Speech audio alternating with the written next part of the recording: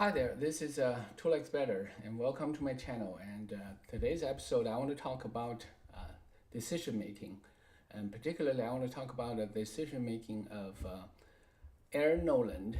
And this is Air Noland. His name is Prentice Air Noland. He's an American football quarterback. He committed to Ohio State last year, and then he transferred in December to South Carolina. Now, I this is not an easy issue here. Okay, I understand that. I understand because last year Ohio State had five legitimate quarterbacks. Okay, last year they had Will Howard, that's the starting quarterback, and then Devin Brown, that's the first backup, and the second backup was Julian Sain, and then there's Lincoln Kingholz, and the only one, the odd man out, was Air Noland. So I understand how frustrating it was. And there are other factors, of course, and when he was recruited, he was, I'm pretty sure, even if he wasn't promised, but he had the impression that he will be the only quarterback taken in that class. And that is, then he would be the number 4, right?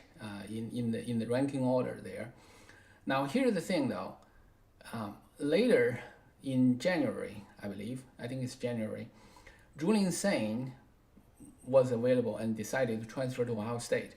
Julian Sain is this guy. Julian Sain was the number 1 quarterback in the same class as Air Noland. So you could say that he's better than Air Noland, maybe. But Air Noland was like a number 4 or number 5 in that class. So it's pretty close. To me, it is pretty close. But last year, the QB room at Ohio State was a little bit jammed. They had 5 guys. That's a little bit unfortunate. And but here's the thing though, if you are Ohio State, if the number 1 quarterback in the world in the country wants to join you, there's no way you turn him down.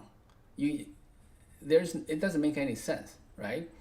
So I can understand from Air Noland's perspective that it's almost like cheated. It's like you said I'm the only one, and now you saw somebody better and you bring it in.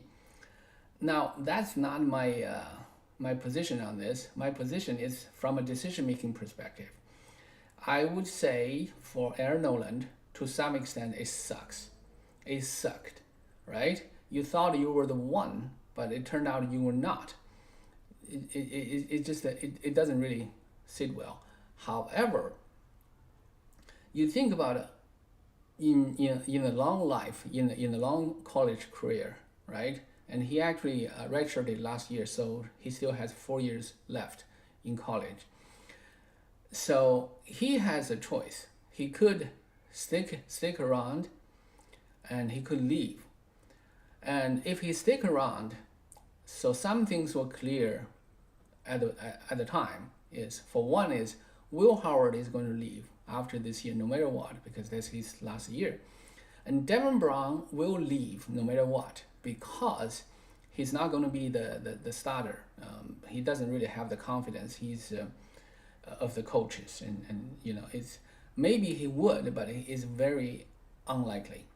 So the most likely starter would be Julian Sain. So if 2 quarterbacks left, they eventually did. That's Devin Brown and Will Howard, and then Air Noland would be number 3. But of course, in the new year, there's a new guy coming in. That's Tevin Sinclair. So he's arguably the number 1 quarterback in this class, but he's 1 year younger. He will be his first year. So when he comes on campus, and things might be a little bit different. And the other one is Lincoln Kingholz. Lincoln Kingholz is in his 3rd year in the program, but he didn't enroll early. So his first year he was redshirted, I believe, and he didn't really perform well in the bowl game against Missouri.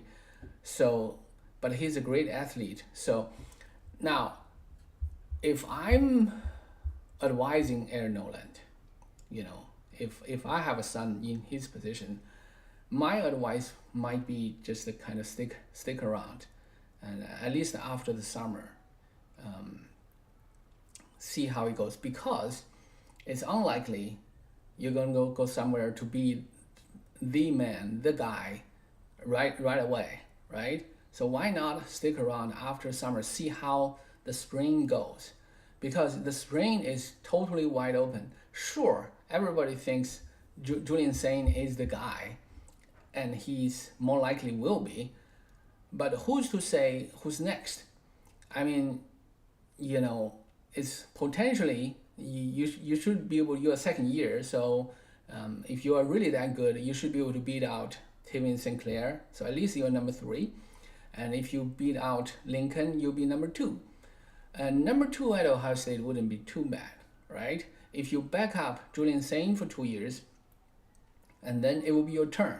Either you take over the reign after him, or you can move to a different place, pull a Joe Burrow, like what Joe Burrow did. He spent 3 years at Ohio State, then go to LSU and became a Heisman winner and national champion winner and all these stuff.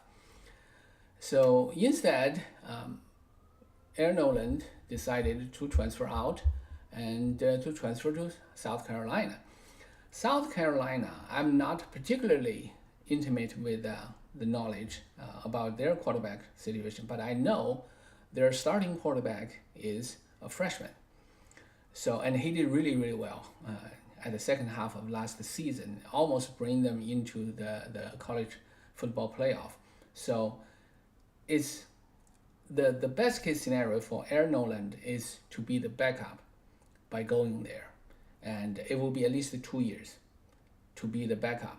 So it's basically to be the backup at South Carolina or the backup at the defending national champion Ohio State for 2 more years. So 2 years later, which one gives you more value? And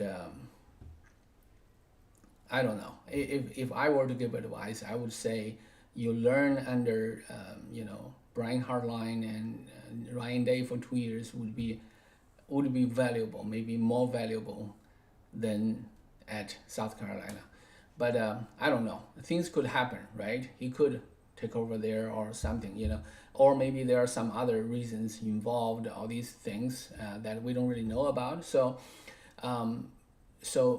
by that I mean I'm not here to question his decision. I'm not saying he made the wrong decision. I'm just saying, from the evaluating the field and to kind of from a judgment, from a decision perspective, which option might be better, well, that's what I do. So that's how I wonder about things.